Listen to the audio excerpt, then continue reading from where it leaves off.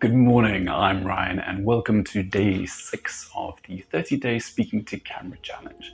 During this 30-day period, I'm going to be attempting to speak to the camera every day in the hopes of getting better at it. So far, we've seen some good improvements in terms of the eye contact. I feel as though there have been less ums, though that is still something that is taking very conscious effort and is blatantly obvious whenever I start to do it.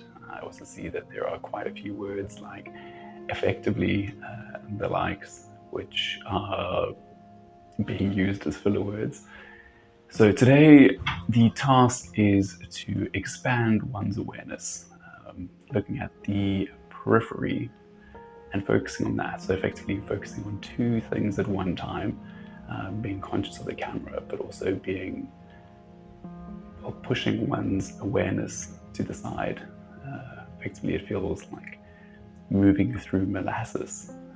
So today what I wanted to talk about was an experience I had yesterday when interviewing several candidates for a position.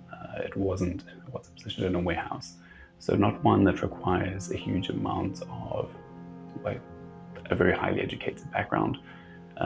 But still one that left me feeling a little bit disheartened just at the state of education, specifically in South Africa. To me, going in, obviously this is, we were interviewing people where this was their second language. So that part I obviously discount entirely and say, well, can't expect everyone to have a great degree of fluency. My experience speaking to the camera has obviously further highlighted this. Sometimes when placed under pressure, the fluency one generally has or thinks one has does just tend to evaporate. So that side of it I'm not focusing on at the moment. I think it was the fact that in terms of the background of the company, we sell mosaics. One of the primary things we do focus on to South African retailers. And we sell them basically in singles, 3-packs or boxes. So the question came down to 5 simple mathematical questions. Some of them were the likes of 81 divided by 3, 1,000,000 minus 1, 111 times 3, things that we would generally be exposed to during junior school, something that we never really, I don't ever think about.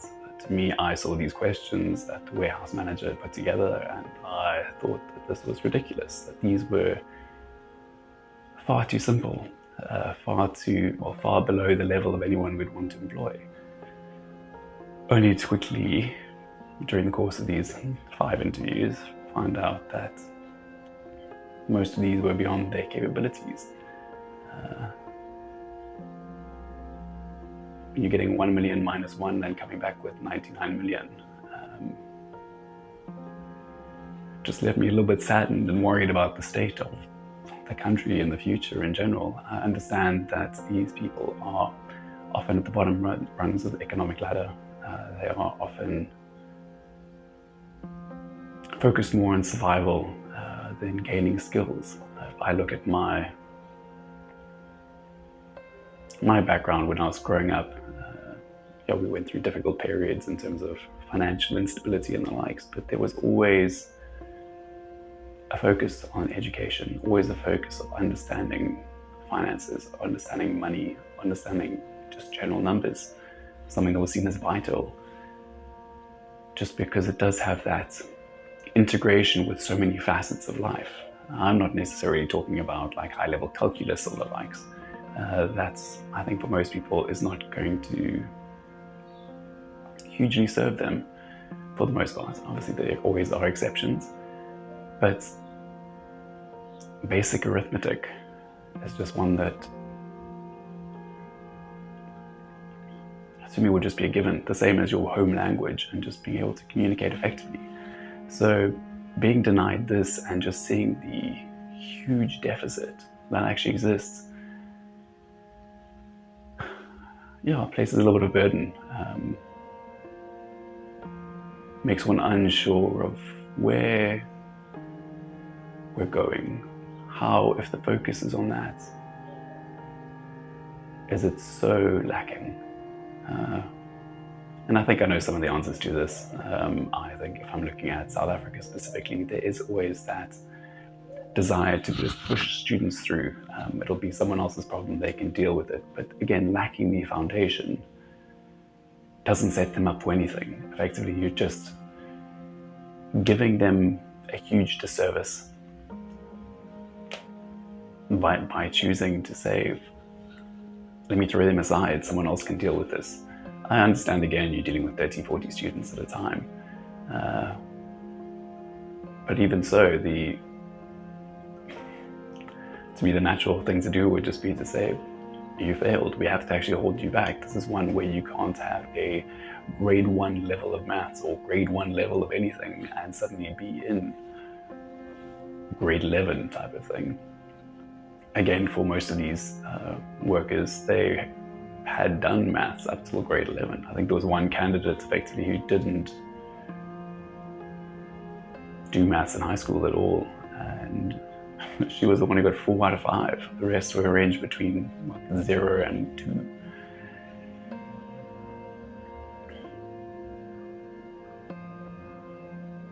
So yeah, I'm not entirely sure where we're going as a country. I think it is one that is worrying. I am curious to see if this is something that is prevalent in other places around the world,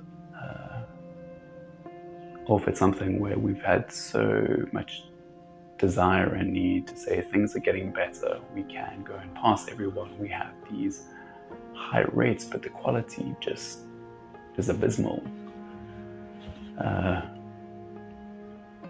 Again, in the case of South Africa, we do operate with almost a two-part system. So on one hand, you have the public schooling, and the other you have the private. And I think anyone who can afford it goes the private route, just because, again, the quality of the teachers, the quality of the education is different. You're operating with an entirely different system, a different education system, different exams, which does create a bit of a deficit and divide between the two opposing schools. And it's, again, can you go and implement the education of the one on the other when you have a batch of teachers that has come out of the public side of things? I'm not saying every teacher that comes out of the public schooling system is bad by nature. It's just if you're pushing through candidates, you're not focusing on the high level quality and saying that's something that's important.